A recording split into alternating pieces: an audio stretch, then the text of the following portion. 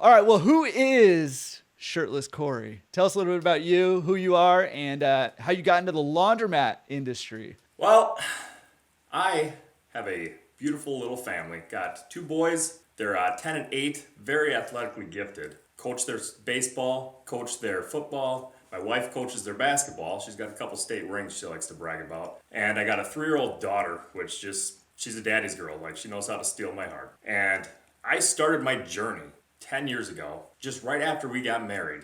I bought a rental house, and it was going well. I mean, this is amazing. I'm getting all this extra income coming in from this house.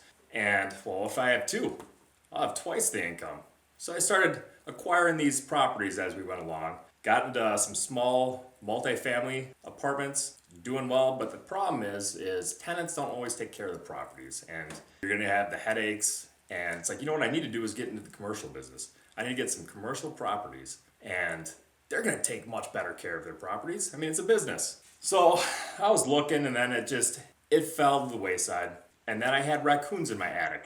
And it's like, well, this isn't good. You know, where are we going with this part of the story, right? So I had raccoons in my attic, and my wife was pregnant at the time with my daughter. I couldn't just throw the raccoons outside.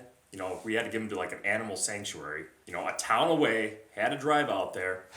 Turns out the guy was a real estate agent, and he's like, oh, I know you. You're friends with a buddy of mine. It's like, oh, yeah, I know him. So we're kicking it off, and he's like, hey, I got a property that's kind of near your house. You know, you should look into it. So it's like, yeah, all right. I know the property. I know there's a laundromat in there. I used to rob the vending machine back in the day because it's right next to middle school. So when you're a delinquent in middle school, you'd get lost over there. So I knew about it. And then I tried reaching back out to the real estate agent who was just non-responsive, never got back to me. So then I'm driving past one day, and this place is literally 4 minutes from my house. It's very close. And there was a Mercedes sitting in the laundromat parking lot. It's like, man, that's got to be the owner. So I walk in. Yeah, it was the owner.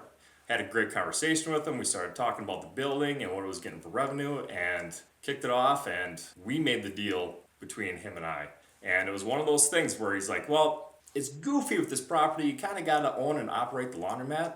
And I was one of those guys where it's like, no, I'm not going to buy myself another job. Who goes to a laundromat? Is it even successful? Right. You know, self-storage, car washes? Sure. Laundromats?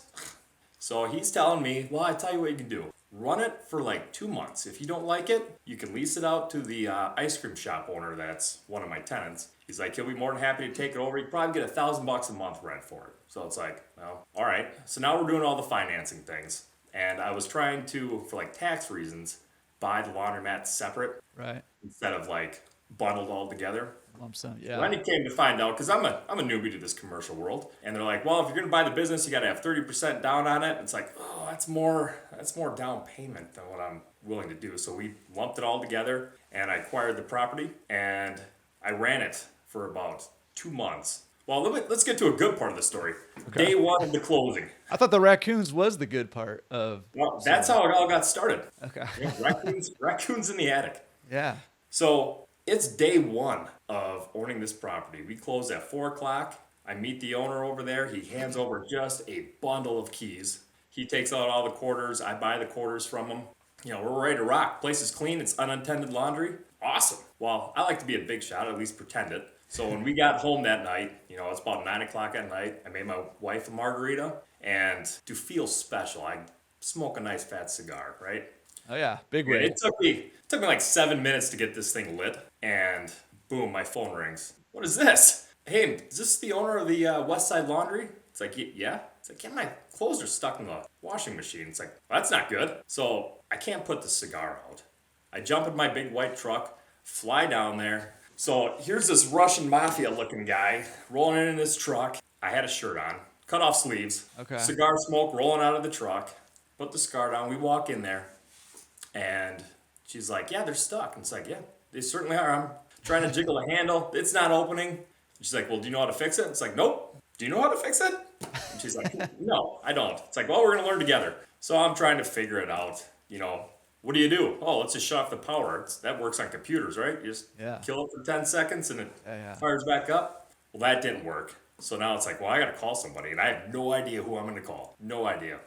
So power's off. Water's draining out of it. And as I was giving her a refund, saying, hey, I'll get it fixed, I'll get your laundry back tomorrow, the door unlocks. It's like, fantastic. So then I'm putting on tape over the machine saying, do not use, this is my first time. I know nothing, like, there's no out of order signs, there's nothing. Right. Yeah.